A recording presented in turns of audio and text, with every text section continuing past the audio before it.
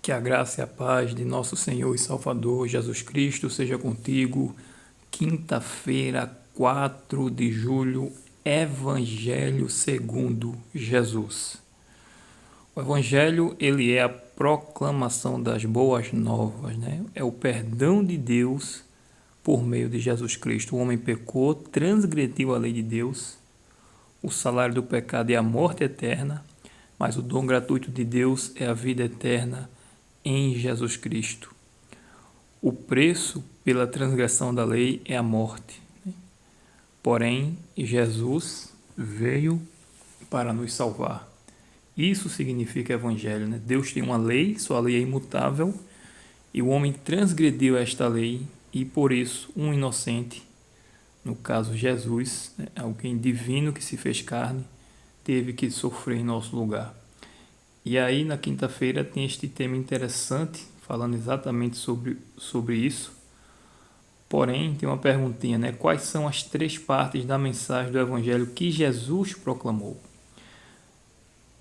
Depois, Marcos 1, né, versos 14 e 15, está escrito: Depois de João ter sido preso, foi Jesus para a Galiléia pregando o Evangelho de Deus. E o verso 15 está escrito, dizendo: O tempo está cumprido e o reino de Deus está próximo. Arrependei-vos e crede no Evangelho. Ao contrário de que muitos pensam, né, o Senhor Jesus pregava o Evangelho do arrependimento. Ou seja, como foi dito, o homem transgrediu a lei de Deus, né? E agora que Jesus vem para salvá-lo, o homem tem uma escolha a fazer, né? E quando ele aceita o Senhor Jesus Cristo, ele passa a andar realmente de conformidade com a sua lei, né? Então deve haver um arrependimento. Mas a questão aqui é a seguinte: quais são as três partes da mensagem do Evangelho que Jesus proclamou? Ou seja, ele disse que o tempo estava cumprido. Que tempo, né? O surgimento do Messias, né? Após as 69 semanas de Daniel, no capítulo 9, a gente vai ver um pouquinho à frente. O reino de Deus está próximo, arrependam-se. E aí na lição ela tem uma tabelinha, você pode conferir aí, ó. Para a profecia de tempo, né? O tempo está cumprido. A promessa da aliança, ou seja, o reino de Deus está próximo, né? E o chamado ao discipulado, arrependam-se e creiam no Evangelho. Portanto, Jesus se refere à profecia exatamente de Daniel, das 70 semanas, né? Uma parte se cumpriu quando Jesus ele é ungido pelo batismo, né?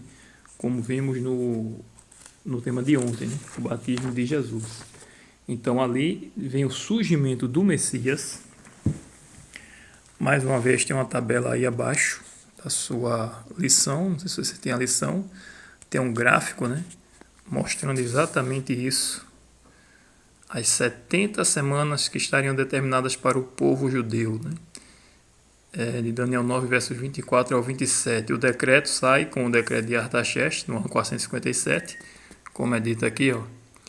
Um dia representa um ano na profecia, nós estudamos isso também quando estudamos do trimestre passado, né? O grande conflito. A profecia teve início em 457, com o decreto emitido por Artaxerxes, rei da Pérsia, concluindo a obra de restauração de Jerusalém. Com isso, portanto, até o aparecimento do ungido seriam 69 semanas. E aqui no ano 27, como foi dito ontem, Jesus Cristo foi batizado no ano cumprindo exatamente as 69 semanas, né? E aí restava ainda uma semana, que seria do ano 27 ao ano 34. Por que do ano 27 ao ano 34? Porque 69 semanas foram cumpridas, então restava uma semana, ou seja, 7 anos proféticos, né? Porque é um dia para um ano para cada dia na profecia. Então, no ano 31, exatamente na metade da semana, como dizia lá em Daniel, Jesus é morto, crucificado. E então, com o apedrejamento de Estevão, ali se dá início a pregação aos gentios, né? Porque ali na realidade dá fim a a aliança com o povo de Israel, né, como o povo escolhido para levar as mensagens de Deus. E aí, ficando, portanto, agora os discípulos poderiam levar a mensagem até os confins da terra. Aí você tem na tabela abaixo, né, depois do ano 34, para completar os 2.300 anos, faltariam 1.810 anos.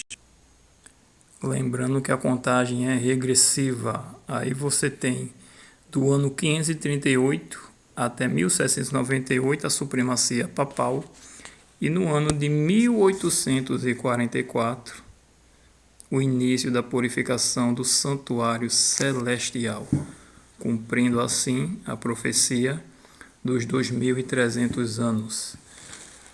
E na perguntinha de rodapé, qual foi a última vez que você estudou a profecia das 70 semanas?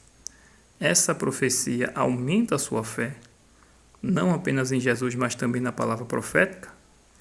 Eu respondo que sim, né? E as profecias foram dadas exatamente para isso, para aumentar a nossa fé. A nossa fé não é uma fé cega, mas é uma fé com evidências, tanto na Bíblia, como no nosso dia a dia, na nossa vida, na arqueologia e na história da humanidade. O próprio Jesus Cristo é a maior prova da existência de Deus e do cumprimento de suas profecias.